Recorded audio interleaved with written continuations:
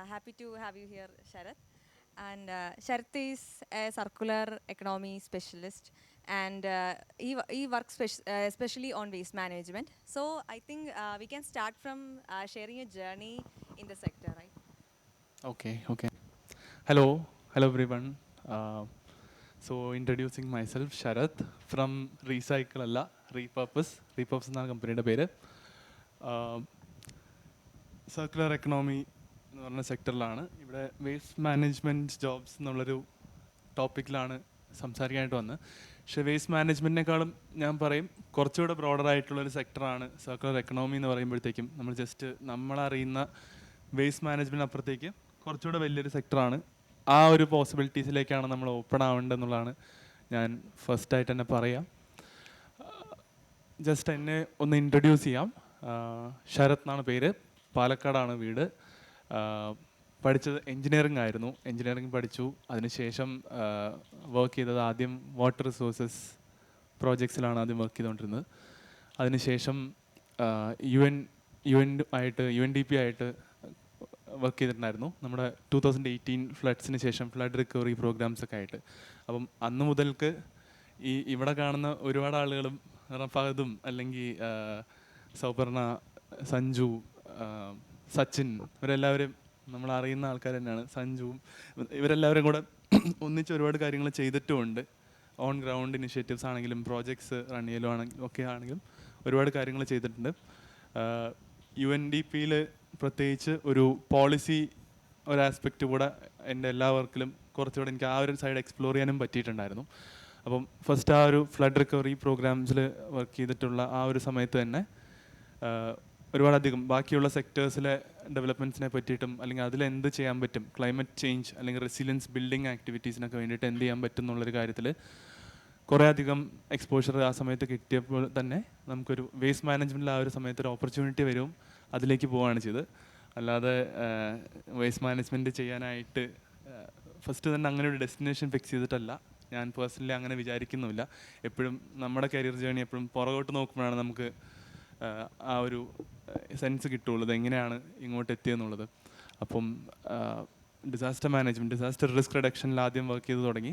അതിൽ നിന്നും ഈ സെക്ടേഴ്സിനെ പറ്റിയൊക്കെ പരിചയപ്പെടുകയും ചെയ്തിട്ടും അതിൽ നിന്നും plastic waste management, specifically plastic waste മാനേജ്മെൻറ്റിലാണ് വർക്ക് ചെയ്തത്.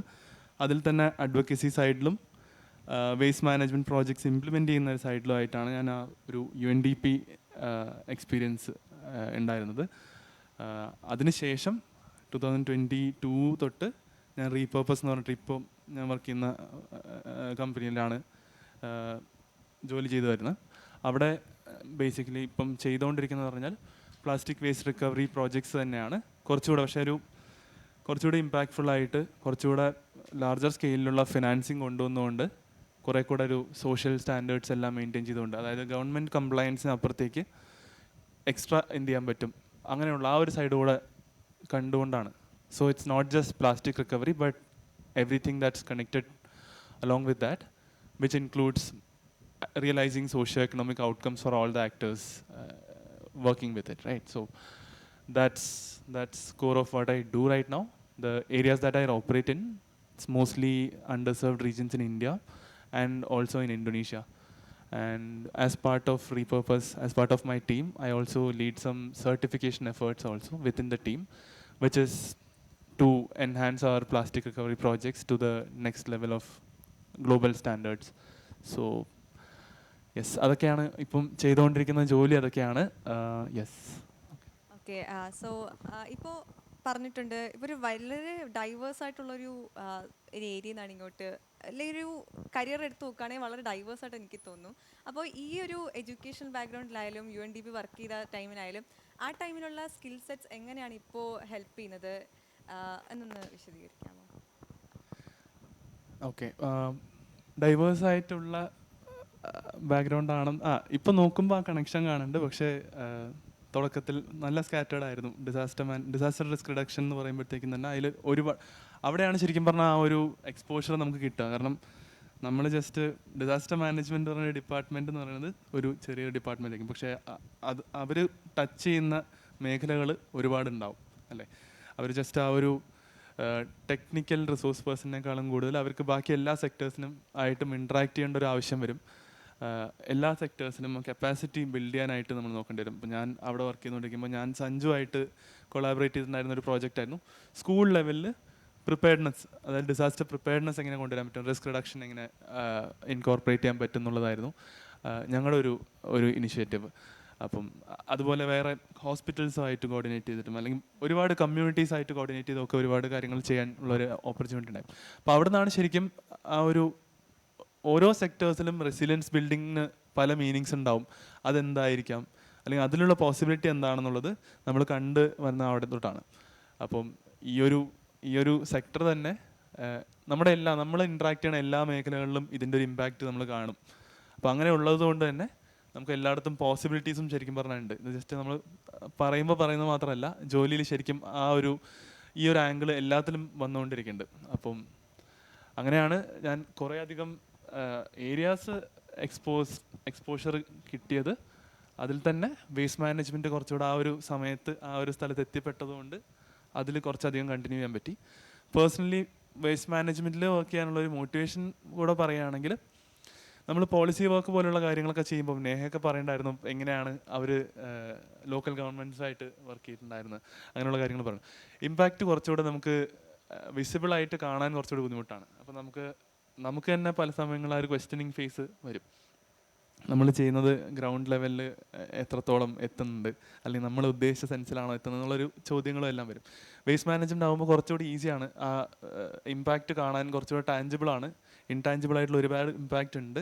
അത് നമുക്ക് ആ ഒരു സെൻസിറ്റിവിറ്റി ബിൽഡ് ചെയ്യുമ്പോൾ നമുക്ക് കാണാൻ പറ്റും. പക്ഷേ ഡയറക്റ്റ് ആയിട്ട് തന്നെ ഒരുപാട് വിസിബിൾ ആയിട്ടുള്ള ഇമ്പാക്റ്റ് കാണാൻ പറ്റും. അപ്പോൾ നമുക്ക് ആ ഒരു ഡ്രൈവ് കുറച്ചുകൂടെ ജനറേറ്റ് ചെയ്യാൻ ഈസിയാണെന്ന് തോന്നും. ആ സെക്ടറിൽ വർക്ക് ചെയ്യാനും ആ സെക്ടറിൽ വർക്ക് ചെയ്യുന്നവരെ അങ്ങനെ ഒരു ടീം ലീഡ് ചെയ്യാനും എനിക്ക് ഇവിടെ ഉള്ളതിന് അത്രയും എനിക്ക് നാച്ചുറലായിട്ട് വേറെയുള്ള സെക്ടേഴ്സിൽ തോന്നിയിട്ടില്ല.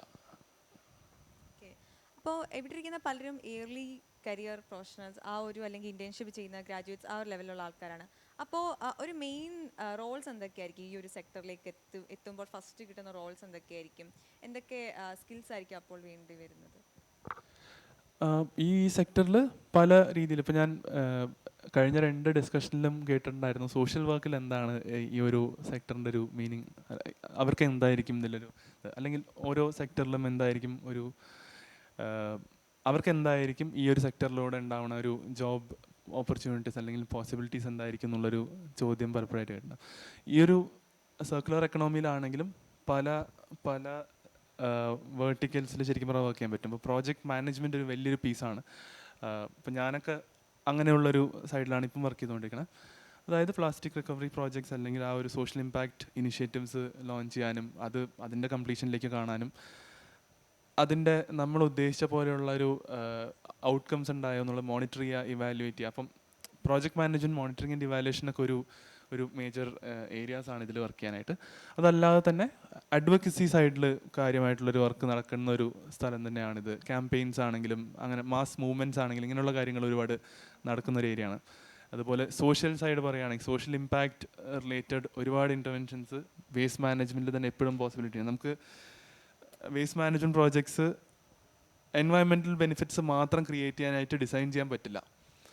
കാരണം അതിന് അപ്പോൾ തന്നെ ആ ഒരു സോഷ്യൽ എലമെൻറ്റ് ബൈ ഡീഫോൾട്ട് വരും. അത് ഏത് കോണ്ടെക്സ്റ്റിലാണെങ്കിലും വരും. കേരളത്തിൽ വർക്ക് ചെയ്യുമ്പോൾ ഞാൻ ഹരിതകർമ്മസേന എന്ന് പറയുന്ന വലിയൊരു സൈഡുണ്ട്.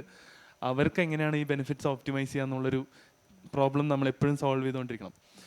വേറൊരു സ്ഥലത്തേക്ക് ആകുമ്പോഴത്തേക്കും ലാൻഡ്സ്കേപ്പ് മാറും, പക്ഷേ same kind of project actors അവിടെ ഉണ്ടാവും. ഇപ്പോൾ ഒരു ലാൻഡ് ഫില്ലിൽ നിന്ന് റിക്കവർ ചെയ്യുന്ന ഒരു പ്രോജക്റ്റിലാണ് ഞങ്ങൾ ഇന്തോനേഷ്യയിൽ വർക്ക് ചെയ്യണം. അപ്പോൾ അവിടെ ആ സപ്ലയേഴ്സിന് അല്ലെങ്കിൽ ഇൻഫോർമൽ ആയിട്ടുള്ള അഗ്രിഗേറ്റേഴ്സിന് എങ്ങനെയാണ് ഈ ഒരു ബെനിഫിറ്റ്സ് മാക്സിമൈസ് ചെയ്യുക എന്നുള്ളതായിരിക്കും. അപ്പം സോഷ്യൽ സൈഡിലാണെങ്കിലും അല്ലെങ്കിൽ അഡ്വക്കസി, അത് കമ്മ്യൂണിറ്റി ആയിട്ട് എൻഗേജ് ചെയ്യണം. അല്ലെങ്കിൽ കമ്മ്യൂണിറ്റി ആയിട്ടാണ് നമ്മുടെ വേസ്റ്റ് മാനേജ്മെൻറ്റ് പ്രോജക്ട്സ് എന്ന് പറയുന്നത് കമ്മ്യൂണിറ്റിയുടെ പാർട്ടിസിപ്പേഷൻ ഒരു സെൻട്രൽ പാർട്ടാണ്. അപ്പോൾ അവിടെ അഡ്വക്കസി ഒരു വലിയൊരു പാർട്ടായിരിക്കും. അതുപോലെ ഇതിൻ്റെയൊക്കെ പുറത്ത് പറഞ്ഞാൽ റീസൈക്ലിംഗ് പ്രോജക്ട്സ് എന്നുള്ളതിൻ്റെ പുറത്തേക്ക് തന്നെ പോവുകയാണെങ്കിൽ ഇപ്പം പാക്കേജിങ് ലെവലിൽ ഡിസൈൻ തൊട്ട് ശരിക്കും പറഞ്ഞാൽ അത്രയും പോസിബിലിറ്റീസ് ഉള്ളൊരിതാണ്. അതായത് റീസൈക്കിൾബിലിറ്റി ഇൻക്രീസ് ചെയ്യാൻ വേണ്ടിയിട്ട് പാക്കേജിങ് ഡിസൈൻ ചെയ്യുക എന്നൊക്കെ പറയുന്നത് ഇപ്പം ഭയങ്കരമായിട്ട് അപ്കമ്മിങ് ആയിട്ടുള്ളൊരു സെക്ടറാണ്. അപ്പോൾ ഡിസൈനേഴ്സിനാണെങ്കിലും അല്ലെങ്കിൽ പ്രോജക്റ്റ് പ്ലാനേഴ്സ്, ആർക്കിടെക്ട്സ്, പ്രോജക്റ്റ് മാനേജേഴ്സും, അല്ലെങ്കിൽ അപ്പം ഇതിൻ്റെ എല്ലാത്തിൻ്റെയും എൻട്രി ലെവൽ എന്ന് പറയുമ്പോൾ ഇതിൻ്റെ എല്ലാത്തിൻ്റെയും എൻട്രി ലെവൽ പൊസിഷൻ ആയിരിക്കും, അസോസിയേറ്റ് റോൾ ആയിരിക്കും ആദ്യമായിട്ട് ഉണ്ടാവുക. പക്ഷേ ഈ പറഞ്ഞ പോസിബിലിറ്റീസ് എല്ലാം ഈ പറഞ്ഞ എല്ലാ സെക്ടേഴ്സിലും ഉണ്ട്. ഈവൻ ഫിനാൻസിങ് ആണെങ്കിൽ പോലും, അല്ലെങ്കിൽ ഓഡിറ്റ്സിൽ പോലും ഉണ്ട്. കാരണം ഇപ്പം നമ്മൾ ഇങ്ങനത്തെ പ്രോജക്ട്സ് ശരിക്കും പറഞ്ഞാൽ ഫോറിൻ ഫിനാൻസിങ് അല്ലെങ്കിൽ മാൻഡേറ്ററി റൂൾസിൻ്റെ കംപ്ലയൻസിൻ്റെ ഭാഗമായിട്ട് ചെയ്യുകയാണെങ്കിലും ഒക്കെ ഇതിനെല്ലാത്തിനും ഒരു ഓഡിറ്റ് കോമ്പണൻറ്റും കൂടെ അറ്റാച്ച്ഡ് ആണ്. അതായത് നമ്മൾ ക്ലെയിം ചെയ്യാണ്, ഓക്കെ ഞാൻ ഈ ഒരു ലൊക്കേഷനിൽ നിന്ന് ഇത്രയും പ്ലാസ്റ്റിക്സ് റിക്കവർ ചെയ്തു എന്ന് ക്ലെയിം ചെയ്യുകയാണെങ്കിൽ ഞാൻ എങ്ങനെയാണ് ആ പ്ലാസ്റ്റിക്സിനെ ക്വാണ്ടിഫൈ ചെയ്തത്, എവിടെ നിന്നാണത് റിക്കവർ ചെയ്തത്, ഞാനതിനെ എന്താണ് ചെയ്തത്. അപ്പം ഈ മെറ്റീരിയൽ സോഴ്സ് തൊട്ട് എൻഡ് ഡെസ്റ്റിനേഷൻ വരെ എത്തുന്നതിൻ്റെ ഫുൾ ട്രേസബിലിറ്റി നമ്മൾ ശരിക്കും പറഞ്ഞാൽ എസ്റ്റാബ്ലിഷ് ചെയ്യണം.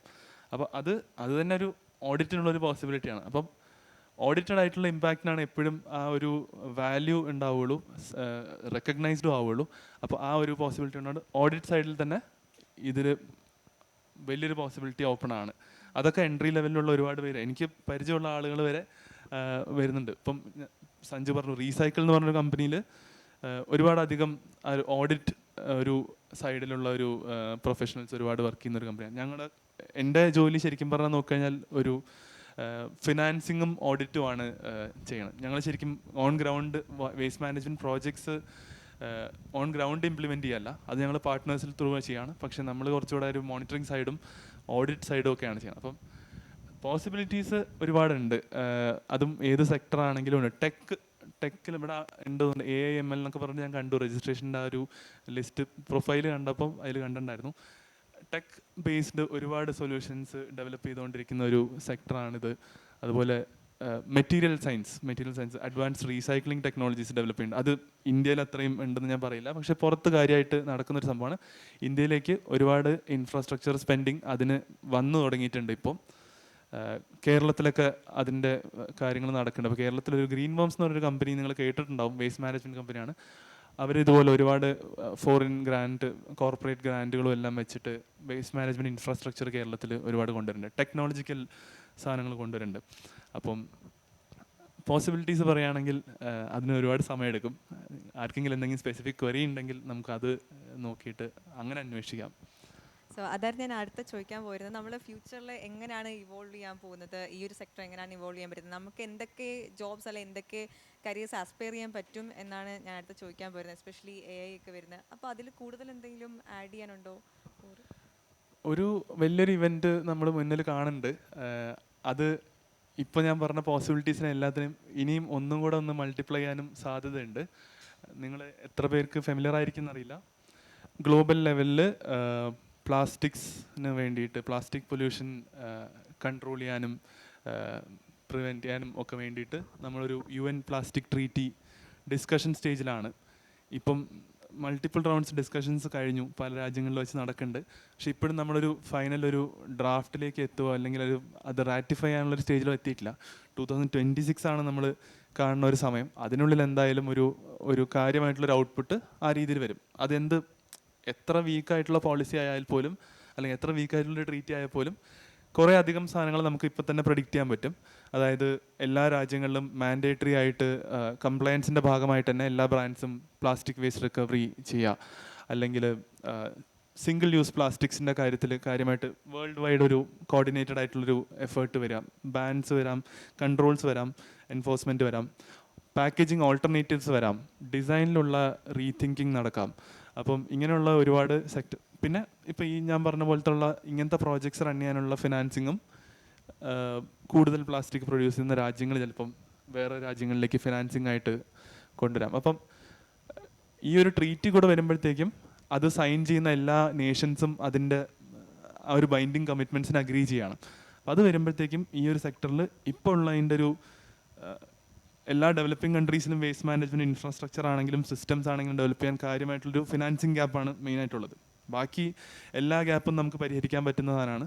ഫിനാൻസിങ് ആണ് ശരിക്കും പറഞ്ഞാൽ നമുക്ക് മേജർ ആയിട്ടുള്ളൊരു ഇത് പറയാം. ഇപ്പോൾ ഇന്ത്യയിലാണെങ്കിൽ ഇപ്പോൾ ടാലൻറ്റിനല്ല ഒരു ഇതുള്ള, അല്ലെങ്കിൽ കോമ്പിറ്റൻസി അല്ല, ടെക്നിക്കൽ നോളജ് ഉള്ള അല്ലെങ്കിൽ കപ്പാസിറ്റി ഉള്ള ഒരുപാട് ആളുകൾ, ഇപ്പം നമ്മളെല്ലാവരും തന്നെ ഒരുപാട് ആളുകൾ ഇവിടെ എല്ലാം ഉണ്ട്. ഇതിനെല്ലാം കേപ്പബിളായിട്ട് നടക്കണമെങ്കിൽ ഫിനാൻസിങ് ആണ് ഒരു മേജർ ഒരു റോഡ് ബ്ലോക്ക് ഉണ്ടാവുക. അത് കാര്യമായിട്ടുള്ള രീതിയിൽ ഒരു മാറ്റം വരും. 2026, അതായത് അടുത്ത 2 വർഷത്തിൽ തന്നെ വരാൻ സാധ്യതയുള്ളൊരു മാറ്റമാണ്. അത് വന്നാൽ അടുത്ത കുറേ അധികം കാലത്തേക്ക്, 2 വർഷമല്ലല്ലോ, ഒരു പ്ലാനറ്ററി സ്കെയിലിലുള്ളൊരു അഗ്രിമെൻ്റ് ഒക്കെ വരുമ്പോഴത്തേക്കും ആ ഒരു ഇമ്പാക്റ്റ് ഈ സെക്ടറിലും ഈ സെക്ടറിന് പുറത്തേക്കും, അതായത് ഇത് സർക്കുലർ എക്കണോമി എന്ന് പറയുമ്പോൾ തന്നെ നമുക്കൊരു 3 ഇതായിട്ട് കാണാൻ പറ്റും. കോർ സെക്ടർ എന്ന് പറയുന്നത് ചിലപ്പോൾ ഈ റീസൈക്ലിംഗ് അല്ലെങ്കിൽ വേസ്റ്റ് കളക്ഷൻ ആക്ടിവിറ്റീസും അഡ്വക്കസി ക്യാമ്പയിൻ, ഈ ഒരു അതിൻ്റെ ഏറ്റവും ഉള്ളിൽ വർക്ക് ചെയ്യുന്ന ആളുകളായിരിക്കും. അതിൻ്റെ തൊട്ട് പുറത്തുള്ള സെക്ടർ എന്ന് പറഞ്ഞാൽ എനേബിളിംഗ് സെക്ടേഴ്സ് എന്ന് പറയാം. എനേബിളിംഗ് സെക്ടർ എന്ന് പറയുന്നത് ഇതിന് സഹായിക്കുന്ന ടെക് പ്രോഡക്ട്സ് കൊണ്ടുവരിക, അല്ലെങ്കിൽ ഇതിന് സഹായിക്കുന്ന ഫിനാൻസിങ് കൊണ്ടുവരിക, അല്ലെങ്കിൽ ഇങ്ങനെയുള്ള ഇമ്പാക്റ്റ് ഈസി ആയിട്ട് വാലിഡേറ്റ് ചെയ്യാൻ പറ്റുക. ഈസി ആയിട്ട് വാലിഡേറ്റ് ചെയ്യാൻ പറ്റുമെന്ന് വെച്ചാൽ കൂടുതൽ ഫിനാൻസിങ് കൊണ്ടുവരാൻ, കൂടുതൽ കോൺഫിഡൻസ് അങ്ങനത്തെ പ്രോജക്ട്സിലുണ്ടാവും, അപ്പോൾ കൂടുതൽ ഫിനാൻസിങ് വരും. അപ്പോൾ ഇങ്ങനെയുള്ള കാര്യങ്ങൾക്ക് ഈ എനേബിളിംഗ് സെക്ടേഴ്സ് വർക്ക് ചെയ്യും. അപ്പോൾ ഞാനൊക്കെ ഇപ്പോൾ എനേബിളിംഗ് സെക്ടറിലാണ് വർക്ക് ചെയ്യുന്നുണ്ടാവും. അതിൻ്റെ പുറത്ത് ഇൻഡയറക്റ്റ് ആയിട്ടുള്ള സെക്ടറും കൂടെ ഉണ്ട്. ഇതിൻ്റെ എല്ലാത്തിൻ്റെയും ഓൾട്ടർനേറ്റീവ് ആയിട്ടുള്ള ഇത് കൊണ്ടുവരാം, അല്ലെങ്കിൽ ഡിജിറ്റൽ മാർക്കറ്റ് പ്ലേസിലൂടെ ഈ ട്രേഡിംഗ് നടക്കുക, അല്ലെങ്കിൽ ഗവൺമെൻറ് ലെവലിൽ പോളിസി വർക്ക് നടക്കുക. ഇതെല്ലാം ചിലപ്പം ഏറ്റവും ഗ്രൗണ്ട് ലെവലിൽ ഇമ്പാക്റ്റ് വരുന്നതിന് കുറച്ച് ദൂരത്തുള്ളതായിരിക്കും, പക്ഷേ അപ്പോഴും കണക്റ്റഡ് ആണ്. അപ്പോൾ പോസിബിലിറ്റീസ് അത്രയും ഉണ്ട്. എല്ലാം മൾട്ടിപ്ലൈ ചെയ്യാനുള്ളൊരു സാധ്യതയാണ് നമ്മളെല്ലാവരും കാണുന്നത്. ഇപ്പോൾ എല്ലാവർക്കും റെഫർ ചെയ്യാൻ വേണ്ടിയിട്ട് മേ ബി ഒരു 2 or 3 ഓർഗനൈസേഷൻസ് അങ്ങനെ പറയാൻ പറ്റുമായിരിക്കുമോ?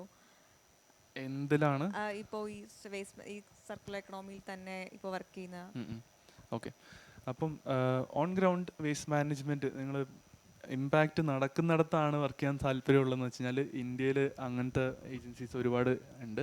കേരളത്തിൽ ഞാൻ പറഞ്ഞ ഗ്രീൻ വേംസ് ഉണ്ട്, അല്ലെങ്കിൽ ബാംഗ്ലൂർ അല്ലെങ്കിൽ കർണാടക മുഴുവനായിട്ട് ഇപ്പം സാഹസ് എന്ന് പറഞ്ഞിട്ട്, സാഹസ് സീറോ വേസ്റ്റ് നിങ്ങൾ കേട്ടിട്ടുണ്ടാവും.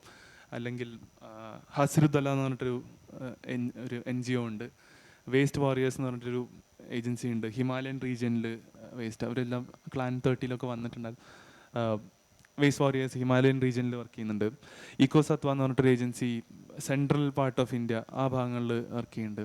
വേസ്റ്റ് വെഞ്ചേഴ്സ് എന്ന് പറഞ്ഞ ഏജൻസി, അവർ ഓൾമോസ്റ്റ് ടെക്ക് മാത്രമായിട്ട് മാറിക്കൊണ്ടിരിക്കുകയാണ്, പക്ഷേ അവർ ഓൺ ഗ്രൗണ്ട് ഇംപ്ലിമെൻറ്റേഷനിൽ ഉണ്ടായിരുന്നതാണ്. ബേസിക്സ് ഒരുപാട് ഏജൻസീസ് ഉണ്ട് ഇതുപോലെ. കമ്പനീസായിട്ടും NGOs ആയിട്ടും കേരളത്തിൽ വേസ്റ്റ് മാനേജ്മെൻറ്റ് ഓപ്പറേഷൻസ് റൺ ചെയ്യണ ഒരുപാട് ഏജൻസീസ് ഉണ്ട്. അതല്ല, കുറച്ചുകൂടെ ഒരു അഡ്വക്കസി സൈഡിലാണെങ്കിലും ചിന്തൻ എന്നൊക്കെ പറഞ്ഞിട്ടൊരു ഗ്രൂപ്പ് ഉണ്ട്, അല്ലെങ്കിൽ വേറെ അവയർനെസ് ആ സൈഡിൽ ഗവൺമെൻറ്റിൻ്റെ തന്നെ കുറേ സംഭവങ്ങൾ തന്നെ. ഇപ്പം കേരളത്തിലാണെങ്കിൽ നമുക്ക് പറയുകയാണെങ്കിൽ ശുചിത്വ മിഷനിലൊക്കെ അങ്ങനത്തെ റോളുകളും എല്ലാം വരുന്നുണ്ട്. ഹരിത കേരളം മിഷൻ ഒക്കെ അങ്ങനത്തെ റോൾസ് വന്നുകൊണ്ടിരിക്കുകയാണ്. അപ്പം ആ ഒരു സൈഡുകളെല്ലാം ഉണ്ട്. പിന്നെ നേരത്തെ പറഞ്ഞ പോലെ ഓഡിറ്റ്സ് അങ്ങനത്തെ കാര്യങ്ങളൊക്കെ ആണെങ്കിലും ഇന്ത്യയിൽ EPR ഓഡിറ്റേഴ്സ് ഉണ്ട്. അതുപോലെ തന്നെ കാർബൺ പ്രോജക്ട്സ് വാലിഡേറ്റ് ചെയ്തുകൊണ്ടിരുന്ന എല്ലാ ഓഡിറ്റേഴ്സും ഇപ്പം പ്ലാസ്റ്റിക്കും ചെയ്തു തുടങ്ങിയിട്ടുണ്ട്. അപ്പം കാർബൺ ചെക്ക്, കൺട്രോൾ യൂണിയൻ, അങ്ങനെയുള്ള കുറേ ഓഡിറ്റിംഗ് ഏജൻസീസും വർക്ക് ചെയ്യുന്നുണ്ട്. ഇവരെല്ലാവരും ഹയറിങ്ങുമാണ്, ഇന്ത്യയിൽ നിന്ന് കാര്യമായിട്ട് ഹയറിങ് ചെയ്യുന്നുണ്ട്. അപ്പോൾ പോസിബിലിറ്റീസ് അതൊക്കെയാണ്. പിന്നെ ഏതെങ്കിലും സ്പെസിഫിക് സെക്ടേഴ്സ് അറിയണമെന്നുണ്ടെങ്കിൽ അത് ചോദിച്ചാൽ എനിക്കും അത്രയും കണക്ഷൻസ് ഉണ്ടാവും അറിയില്ല, പക്ഷെ എന്നാലും അന്വേഷിച്ച് നമുക്ക് കണ്ടെത്താൻ പറ്റും.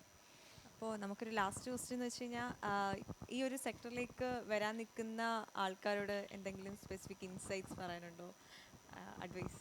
അതൊക്കെ തന്നെയായിരുന്നു ഇത്ര നേരം പറഞ്ഞത്. നിങ്ങളെ മോട്ടറാക്കാനുള്ള കാര്യങ്ങളൊക്കെ ഞാൻ പറഞ്ഞു എന്നാണ് എൻ്റെ ഒരു വിശ്വാസം. അല്ല, വരാൻ ഉദ്ദേശിക്കുന്ന ആൾക്കാർ മൈൻഡിൽ കാണേണ്ട, അല്ലെങ്കിൽ മൈൻഡിൽ കുറച്ച് വെച്ചിരിക്കേണ്ട എന്തെങ്കിലും ഫാക്ട്സ്? ഇപ്പം കുറച്ച് ഇപ്പോൾ വേസ്റ്റ് മാനേജ്മെന്റ് എന്ന് പറഞ്ഞാലും ഒരു നോർമൽ അല്ലെ, ഒരു ബ്രോഡർ സൊസൈറ്റി എടുക്കുകയാണെങ്കിൽ ഇപ്പോഴും പല മിസ്കൺസെപ്ഷൻസും ഉണ്ടല്ലോ. അപ്പം അങ്ങനെ ഒരു രീതിയിൽ എന്തെങ്കിലും? ഈ സെക്ടറിൻ്റെ ഒരു പ്രത്യേകത എന്താ വെച്ചാൽ, ഇത് നിങ്ങളെയും കൂടെ എഡ്യൂക്കേറ്റ് ചെയ്യുന്ന ഒരു സെക്ടറാണ്. വേസ്റ്റ് എഡ്യൂക്കേഷൻ എന്ന് പറയുന്നത് ഒരു ഡെസ്റ്റിനേഷൻ അല്ല അത്. നമ്മൾ ഒരു പ്രാവശ്യം അല്ലെങ്കിൽ 1-2 പ്രാവശ്യം നമ്മളൊരു ഹരിതകർമ്മസേന ചേച്ചിമാരുടെ കൂടെ വേസ്റ്റ് കളക്ഷന് പോയാൽ നമുക്ക് കിട്ടുന്ന ഇൻസൈറ്റ്സും, ഒരു പ്രാവശ്യം ഒരു വേസ്റ്റ് റിക്കവർ ചെയ്യണ ഫെസിലിറ്റിയിൽ പോയി കഴിഞ്ഞാൽ കിട്ടുന്ന ഇൻസൈറ്റ്സും, അല്ലെങ്കിൽ അത് കഴിഞ്ഞിട്ട് ഇതിൻ്റെ നെക്സ്റ്റ് ലെവൽ, ഓക്കെ ഇതിനുള്ള ഫിനാൻസിങ് എവിടെ നിന്നാണ് വരുന്നത്, ആ സമയമാകുമ്പോഴത്തേക്കും നമുക്ക് കിട്ടുന്ന ഒരു എഡ്യൂക്കേഷനും എല്ലാം ഭയങ്കര ഡിഫറെൻ്റാണ്, ഭയങ്കര എൻറിച്ചിങ് ആണ്. അത് കാരണം നമ്മുടെ പേഴ്സണൽ ലൈഫിലും, അതായത് നമ്മളുമായിട്ട് എത്രയും അടുത്ത് നിൽക്കുന്ന ഒരു സെക്ടർ ആയതുകൊണ്ട് തന്നെ നമ്മൾ ഇവിടെ പഠിക്കുന്ന കുറേ സാധനങ്ങൾ അല്ലെങ്കിൽ ഡിസ്കവർ ചെയ്യുന്ന കുറേ സാധനങ്ങൾ നമ്മൾ നമ്മുടെ ലൈഫ് സ്റ്റൈലിലും ഡിസ്കവർ ചെയ്യും, മാറ്റാൻ ശ്രമിക്കുകയൊക്കെ ചെയ്യും. അപ്പം ആ ഒരു അതാണ് അതിൻ്റെ ഒരു ബ്യൂട്ടിയും. അതായത് നമ്മൾ ഈ സെക്ടറിൽ വർക്ക് ചെയ്യുമ്പോൾ തന്നെ നമ്മുടെ പേഴ്സണൽ ലൈഫിലും അതിൻ്റെതായൊരു എവല്യൂഷൻ വരാൻ പോസിബിലിറ്റി ഉള്ളൊരു ഇതാണ്. പേഴ്സണൽ ലൈഫിൽ നിന്ന് ഒരുപാട് ഇൻസൈറ്റ്സ് അതിലേക്ക് എടുക്കാനും പറ്റും. അപ്പം അതെനിക്കറിയില്ല, ഇത് ചിലപ്പം നിങ്ങൾ ചിലപ്പോൾ ആ ഒരു എക്സ്പീരിയൻസിലേക്ക് എത്തിത്തുടങ്ങുമ്പോഴേക്കും നമുക്ക് കുറച്ചുകൂടെ ഇത് ക്ലിക്കാവുക. പക്ഷേ അങ്ങനെ ഒരു സംഭവമുണ്ട്. നമ്മുടെ ലൈഫുമായിട്ട് കുറച്ച് അടുത്ത് നിൽക്കുന്ന ഒരു സാധനം ആയതുകൊണ്ട് എല്ലാ തരത്തിലുള്ള ഇമ്പാക്റ്റ് നമുക്ക് ഈസിലി മനസ്സിലാക്കാൻ പറ്റും. ഇപ്പം ഏറ്റവും സിമ്പിളായിട്ടൊരു എക്സാമ്പിൾ പറയുകയാണെങ്കിൽ, സെഗ്രിഗേറ്റ് ചെയ്യാതെ വേസ്റ്റ് ഇടുന്ന സ്വഭാവമുള്ള ആളുകൾ ആരെങ്കിലും ഇവിടെ ഉണ്ടെങ്കിൽ, അതായത് പ്ലാസ്റ്റിക് ബാഗിൻ്റെ ഉള്ളിൽ തന്നെ ഫുഡ് കെട്ടിയിട്ട് ഡിസ്പോസ് ചെയ്യുന്ന ആളുകളുണ്ടെങ്കിൽ, അവർക്ക് ഒരു പ്രാവശ്യം ഒരു ഫെസിലിറ്റിയിലൊന്ന് പോയി നോക്കിക്കഴിഞ്ഞാൽ മനസ്സിലാവും ഇനി അത് ചെയ്യാൻ പാടില്ല. അത് ചെയ്യുന്നതുകൊണ്ട് അത് 3 ദിവസം കഴിഞ്ഞ് കിട്ടുന്ന ഒരാളുടെ കയ്യിൽ എത്തുമ്പോൾ അതിൻ്റെ ഒരു അവസ്ഥ എന്താണെന്നുള്ളത് ഒരൊറ്റ പ്രാവശ്യം പോയാൽ നിങ്ങൾക്ക് മനസ്സിലാവും.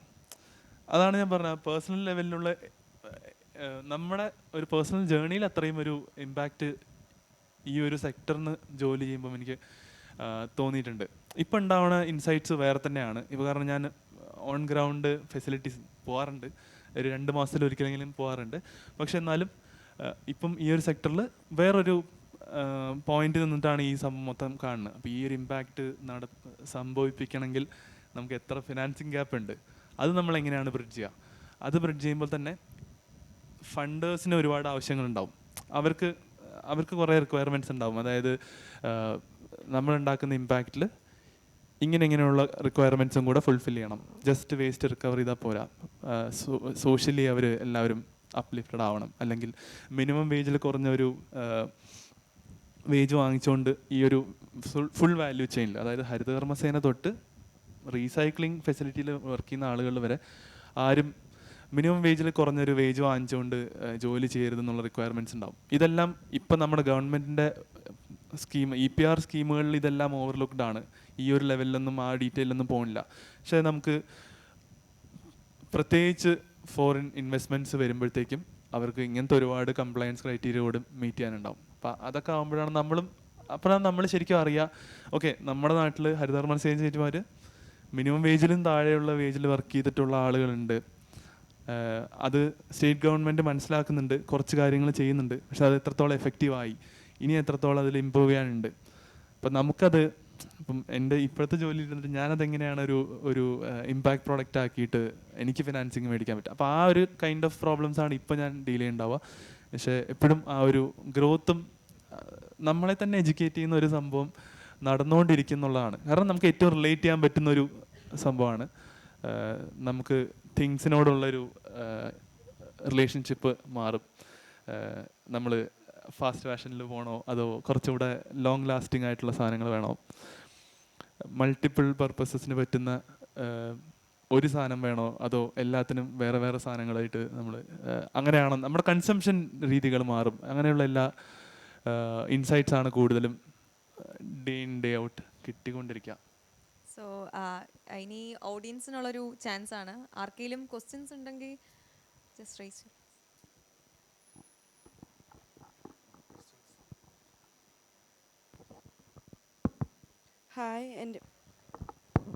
ഹായ്, എൻ്റെ പേര് നന്ദന ബ്രീസ്. എനിക്ക് ആക്ച്വലി ക്വസ്റ്റ്യൻ ഉള്ളത്, ഈവൻ ഒരു ടെക്സ്റ്റൈൽ ഫാക്ടറിയിൽ നിന്ന് വരണത് ഒത്തിരി ഫാബ്രിക് വേസ്റ്റ് ഉണ്ട്. അതിൻ്റെ ഇമ്പാക്റ്റ് എത്രത്തോളം ഉണ്ട് വേസ്റ്റ് മാനേജ്മെൻറ്റിൽ? ഫാക്ടറിയിലെ വേസ്റ്റ് ആണോ പറഞ്ഞത് അതോ ഫാബ്രിക് വേസ്റ്റ് ഉള്ളത്? ലൈക്ക് നോർമൽ ഹൗസസിന് ഒരു ഇത്ര കണക്കുണ്ടാവില്ല ഫാബ്രിക് വേസ്റ്റ് വരണത്. അതിന്റെ ഇമ്പാക്ട് എത്രത്തോളം ഉണ്ട് വേസ്റ്റ്? പ്രൊഡക്ഷൻ ഫാക്ടറിയിലെ കാര്യമല്ലേ ചോദിക്കണേ? പ്രൊഡക്ഷൻ ആണെങ്കിലും ഈവൻ ഹൗസ് ഹോൾഡിന്റെ കാര്യങ്ങളാണെങ്കിലും. ഓക്കെ. അപ്പം വേസ്റ്റ് തന്നെ 2 ടൈപ്പായിട്ട് പറയാം. ഈ ഒരു പെർസ്പെക്റ്റീവിൽ നോക്കുകയാണെങ്കിൽ 2 ടൈപ്പ് വേസ്റ്റ് ആയിട്ട് തന്നെ പറയാം. പ്രൊഡക്ഷൻ്റെ സമയത്ത് തന്നെ ഉണ്ടാവുന്ന വേസ്റ്റ് എന്ന് പറയുന്നത് പ്രീ കൺസ്യൂമർ വേസ്റ്റ് ആണ്. പ്രീ കൺസ്യൂമർ വേസ്റ്റ് എന്ന് പറയുന്നതിൻ്റെ അത് വലിയൊരു പ്രശ്നമാണെന്ന് പറയാൻ പറ്റില്ല. കാരണം മാനുഫാക്ചറിങ് പ്രോസസ്സിൽ നിന്ന് റിസൾട്ട് ചെയ്യുന്ന വേസ്റ്റ് അപ്പം തന്നെ ഉണ്ടാവണ വേസ്റ്റേജസ് എന്ന് പറഞ്ഞാൽ ടെക്സ്റ്റൈലിലേക്കുള്ള വേസ്റ്റേജ് എന്ന് പറഞ്ഞാൽ ചിലപ്പോൾ ആ മെഷർമെൻറ്റും ഇതൊക്കെ ആയിരിക്കുമല്ലോ. ഒരു യൂസ് ചെയ്യാൻ പറ്റാത്ത പീസസ് ഉണ്ടാവുക, യൂസ് ചെയ്യാൻ പറ്റാത്ത ഡയമെൻഷൻസിൽ ഉണ്ടാവുന്ന സാധനം. അതിനെല്ലാത്തിനും മെറ്റീരിയൽ പെർസ്പെക്റ്റീവിൽ കണ്ടാമിനൻസ് കുറവായിരിക്കും. കണ്ടാമിനൻസ് കുറവാകുന്നതുകൊണ്ട് തന്നെ അത് എന്തെങ്കിലും രീതിയിൽ റീയൂസ് ചെയ്യാനുള്ള സാധ്യതകളും മിക്കവാറും ഉണ്ടാവും. അപ്പം മാനുഫാക്ചറിങ് പ്രോസസ് ലെവലിലുള്ള വേസ്റ്റേജ് ശരിക്കും പറഞ്ഞാൽ പ്രീ കൺസ്യൂമർ വേസ്റ്റ് എന്ന് പറയും. അതായത് കൺസ്യൂമറിലേക്ക് എത്തുന്നതിന് മുന്നുള്ള സ്റ്റേജിലാണ് ആ വേസ്റ്റ് ജനറേറ്റ് ആവുന്നത്. പ്രീ കൺസ്യൂമർ വേസ്റ്റ് ഒരുവിധ എല്ലാ സെക്ടേഴ്സിലും അത്യാവശ്യം കാര്യമായിട്ട് തന്നെ സിസ്റ്റംസ് ഉണ്ടാവും. അതായത് അവർ പ്രോസസ്സ് സെറ്റപ്പ് ചെയ്യുമ്പോൾ തന്നെ, കാരണം കമ്പനിയുടെയും ബെസ്റ്റ് ഇൻട്രസ്റ്റ് ആണല്ലോ. കാരണം അവർക്ക് വേസ്റ്റേജ് ഓഫ് മെറ്റീരിയൽ ഉണ്ടായി കഴിഞ്ഞാൽ 5% മുകളിൽ വേസ്റ്റേജ് പോയി കഴിഞ്ഞാൽ അവരുടെ റവന്യൂ അത്രയും കുറയും, അല്ലെങ്കിൽ അവരുടെ മാനുഫാക്ചറിങ് കോസ്റ്റ് അത്രയും കൂടും. അപ്പം ആ ഒരു ഇതുള്ളത് കൊണ്ട് തന്നെ അവർ തന്നെ അത് മിനിമൈസ് ചെയ്യാനായിട്ട് നോക്കും. അവർ പ്രോസസ്സ് ലെവലിൽ തന്നെ അത് ഓപ്റ്റിമൈസ് ചെയ്തുകൊണ്ടിരിക്കുക എന്നുള്ളത് അവരുടെ റവന്യൂ റിയലൈസ് ചെയ്യാനുള്ളൊരു വേയും കൂടാണ്. അപ്പോൾ അതിനൊരു സെൽഫ് ഇൻട്രസ്റ്റ് അവിടെ ഉള്ളതുകൊണ്ട് നമ്മൾ അതിനെ ശരിക്കും ടാക്കിൾ ചെയ്യണോ എന്നുള്ളത് ഒരു ചോദ്യം തന്നെയാണ്. ഓഫ്കോഴ്സ് അവർ തന്നെ അത് നോക്കിക്കോളും എന്നുള്ളതാണ് ഞാൻ ഈ സൈഡിൽ വർക്ക് ചെയ്യുമ്പം എനിക്ക് തോന്നാറുള്ളത്. പോസ്റ്റ് കൺസ്യൂമർ വേസ്റ്റ്, അതായത് അത് കൺസ്യൂമർ വാങ്ങിച്ചു, യൂസ് ചെയ്തു, അത് ഡിസ്പോസ് ചെയ്യണം. അവിടെ അത് ശരിക്കും ഒരു പ്രശ്നമാണ്. കാരണം ക്ലോത്തിങ് ശരിക്കും ഒരുപാട് മെറ്റീരിയൽസും കോമ്പോസിറ്റ് മെറ്റീരിയൽസും എല്ലാം ഉണ്ടാകുന്നതുകൊണ്ട് തന്നെ റീസൈക്ലിംഗ് കാര്യമായിട്ട് പറ്റാത്തൊരു വേസ്റ്റ് സ്ട്രീം തന്നെയാണ്. ലാൻഡ് ഫില്ലിംഗ് ആണ് ഇപ്പോഴും പ്രിഡോമിനൻ്റ് ആയിട്ട് ടെക്സ്റ്റൈൽ വേസ്റ്റിന് സംഭവിക്കുന്നത്. കാരണം എന്താ വെച്ചാൽ എന്തൊക്കെ മെറ്റീരിയൽ കൊണ്ടാണ് ഉണ്ടാക്കിയെന്നുള്ളത് ഇവിടെ ഉള്ള ടാഗ് നോക്കിയാൽ മാത്രമേ നമുക്ക് മനസ്സിലാവുള്ളൂ. അതിൽ തന്നെ എത്രത്തോളം റീസൈക്കിളബിൾ ആണെങ്കിൽ അത് സോർട്ട് ചെയ്യാനൊന്നും പറ്റുന്നൊരു ഈസി ആയിട്ട് സോർട്ട് ചെയ്യാൻ പറ്റണ, അല്ലെങ്കിൽ ഈസി ആയിട്ട് റെക്കഗ്നൈസ് ചെയ്യാൻ പറ്റുന്ന വേസ്റ്റ് സ്ട്രീം അല്ല ക്ലോത്തിൻ്റെ ഉള്ളിൽ നിന്ന് പോളിസ്റ്റർ ഏതാണ് അല്ലെങ്കിൽ പോളിസ്റ്റർ മിക്സ് ഏതാണ്, അങ്ങനെയുള്ള സാധനങ്ങൾ മനസ്സിലാക്കാൻ ഭയങ്കര ബുദ്ധിമുട്ടുണ്ട്. അതൊരു വലിയൊരു ചാലഞ്ചാണ്. അതുകൊണ്ട് തന്നെ റെസ്പോൺസിബിൾ കൺസംഷൻ സൈഡിലാണ് ശരിക്കും അതിന് കുറച്ചുകൂടി ഇൻ്റർവീൻ ചെയ്യേണ്ടി വരിക എന്നുള്ളതാണ് തോന്നിയിട്ടുള്ളത്.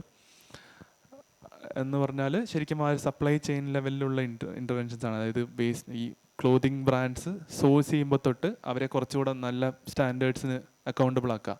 അതായത് എത്തിക്കലായിട്ട് സോഴ്സ് ചെയ്യണം, അല്ലെങ്കിൽ ബയോ ഡിഗ്രേഡബിൾ മെറ്റീരിയൽസ് യൂസ് ചെയ്യുകയാണെങ്കിൽ, അല്ലെങ്കിൽ അതല്ലാത്ത മിക്സ്ഡ് മെറ്റീരിയൽസ് ഉപയോഗിക്കുകയാണെങ്കിൽ അതിൻ്റെ റീസൈക്കിൾബിലിറ്റി എൻഷുർ ചെയ്യാൻ പറ്റുന്ന പോലത്തെ എന്തെങ്കിലും ചെയ്യാൻ പറ്റുമോ എന്നുള്ളത് നോക്കാം. ലേബലിംഗ് ചെയ്യുക, അങ്ങനെയുള്ള കാര്യങ്ങളിലായിരിക്കും കുറച്ചുകൂടെ ശ്രദ്ധിക്കേണ്ടത്. എന്നിരുന്നാലും എന്തായാലും നമുക്ക് ഈ ഒരു ടെക്സ്റ്റൈൽ വേസ്റ്റ് എന്ന് പറഞ്ഞൊരു പ്രോബ്ലം അത് കഴിഞ്ഞിട്ടും എക്സിസ്റ്റിംഗ് ആണ്. ഇപ്പോഴും നമ്മൾ അത് ഫേസ് ചെയ്യുന്നുണ്ട്.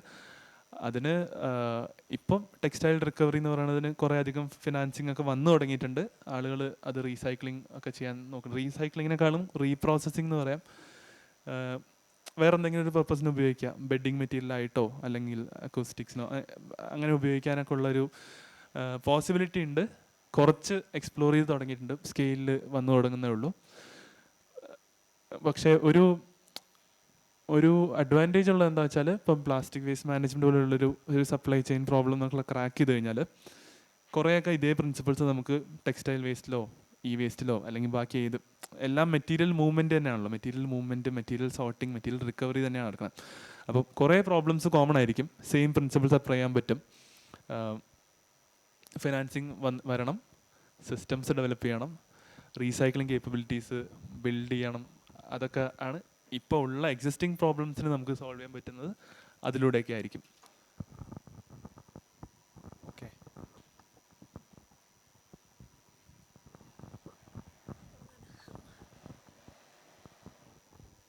ഓക്കെ. ഇത്രയും നല്ലൊരു വളരെ ബ്രോഡായിട്ട് ഈ ഒരു ഫുൾ മേഖലയെ പറ്റി ഒരു അണ്ടർസ്റ്റാൻഡിങ് ആക്ച്വലി എല്ലാവരും കിട്ടിയെന്ന് ഞാൻ വിശ്വസിക്കുന്നു. Thank you for that.